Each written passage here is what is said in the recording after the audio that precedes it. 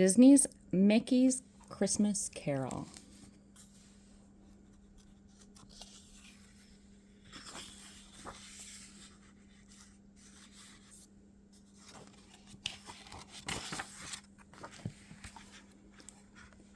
On the day before Christmas, Ebenezer Scrooge walked into his counting house and surprised his clerk at the stove.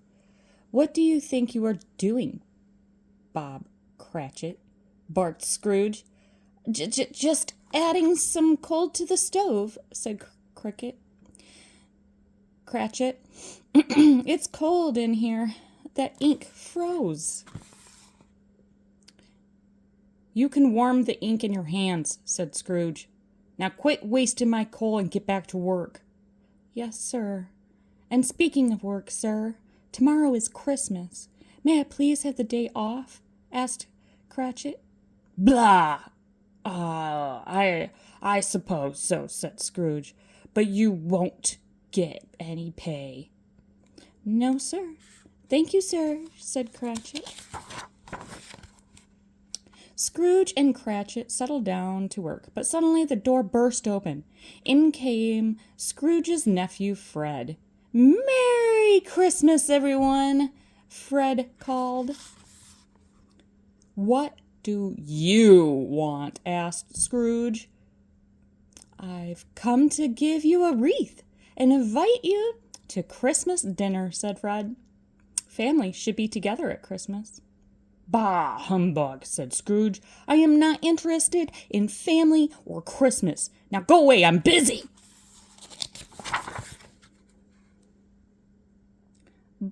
"But, Uncle," said Fred, "you will miss a wonderful dinner. We're going to have roast goose and chestnut dressing, plum pudding with lemon sauce, candied fruits with spiced sugar cakes. Now won't you come?" "Are you draft man?" said Scrooge. "You know I can't eat that stuff."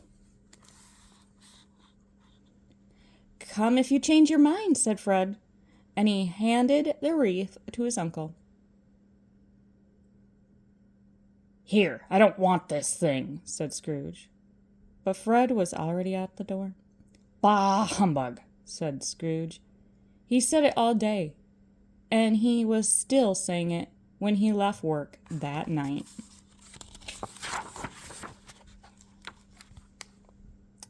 Scrooge spent Christmas Eve at home in front of the fire. He was just dozing off when he heard a sound of chains. Then a voice moaned, "Scrooge."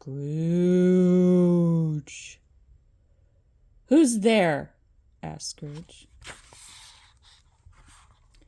There stood the ghost of Scrooge's dead partner, Jacob Marley. "I have a message for you, Scrooge," said Marley. "You know how I used to steal from windows and cheat the poor?" "Yes, and all in the same day," said Scrooge. "It was wrong of me," said Marley. "Now I am being punished. I must drag around these heavy chains and cash boxes forever," said Marley. "And the same thing will happen to you, Ebenezer Scrooge." Scrooge gasped. "Oh, no! Help me, Jacob," he begged. "Tonight you will be visited by 3 spirits.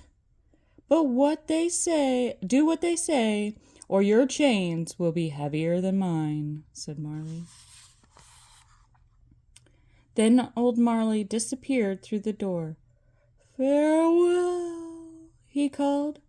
"No, wait, Jacob," cried Scrooge. "Come back. Tell me more." But the ghost of Marley was gone.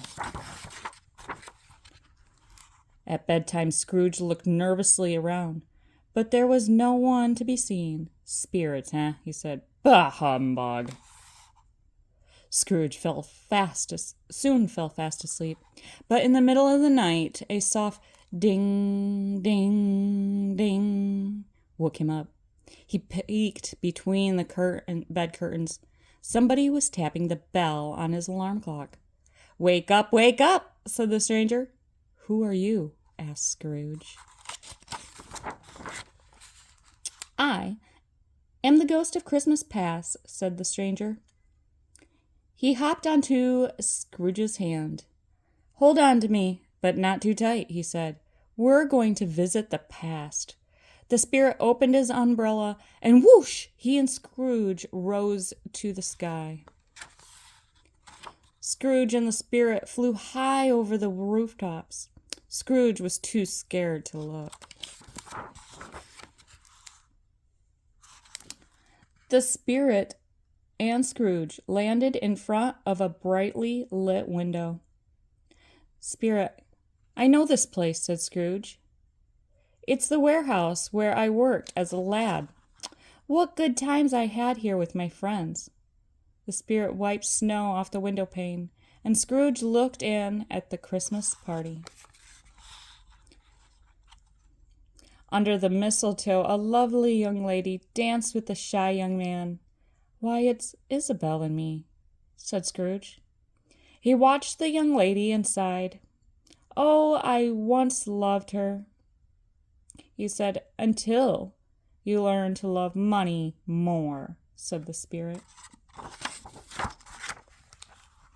Scrooge's eyes filled with tears.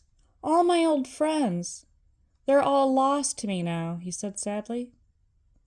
That's the way you wanted it, you know, said the spirit. Oh, spirit, please take me home, cried Scrooge. I can't bear to remember any more. And the next thing he knew, he was back in his bed, and his alarm clock was ringing. Scrooge opened the bed curtains, and there stood a giant. Who are you? Cried Scrooge, as a giant's hand reached for him.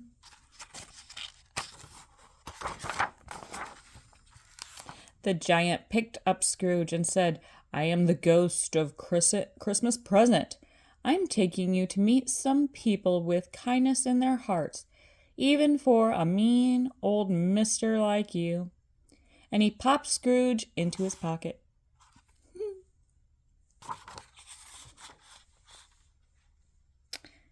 The giant walked through the streets until he reached a poor part of town.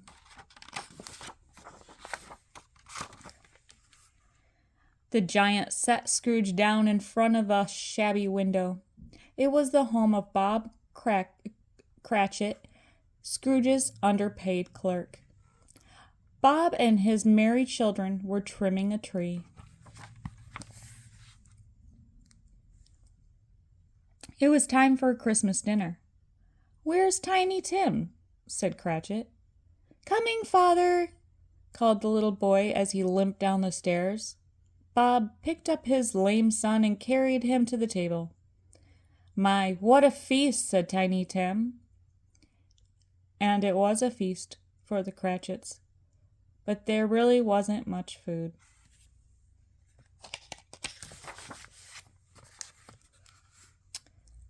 Let's drink a toast to Mr. Scrooge, said Tiny Tim. We owe our wonderful dinner to him. Scrooge was touched. There's a kind lad, he said.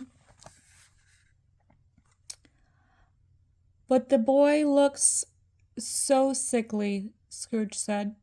Tell me, spirit, what is wrong with him? Much, I'm afraid, said the ghost. What will happen to Tim? Asked Scrooge. There was no answer. Scrooge turned around. The giant was gone, and in his place stood the ghost of Christmas future.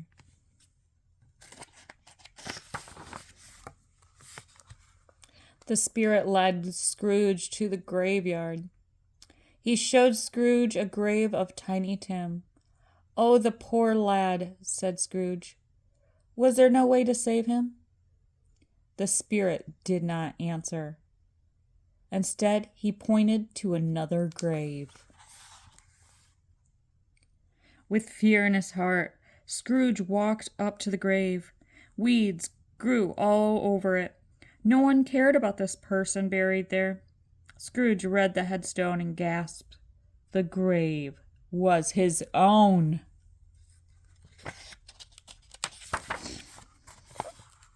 Scrooge ran from his grave in terror. "Spirit, tell me it's not true," he cried.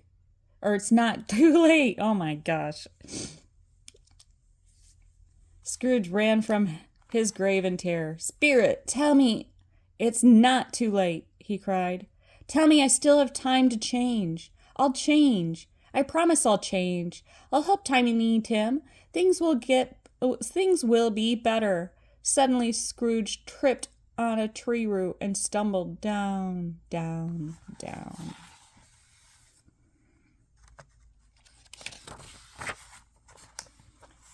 And landed with a bump on a hard floor. Dazed, Scrooge looked around. He was in his own bedroom. The daylight was coming in the windows. Scrooge ran to the window and threw it open. He could hear church bells ringing. "It's Christmas morning," he cried. "It's not too late. The spirits gave me another chance." I know just what I'll do," Scrooge said. He dressed in a hurry. Then he ran out of the house and rushed down the street.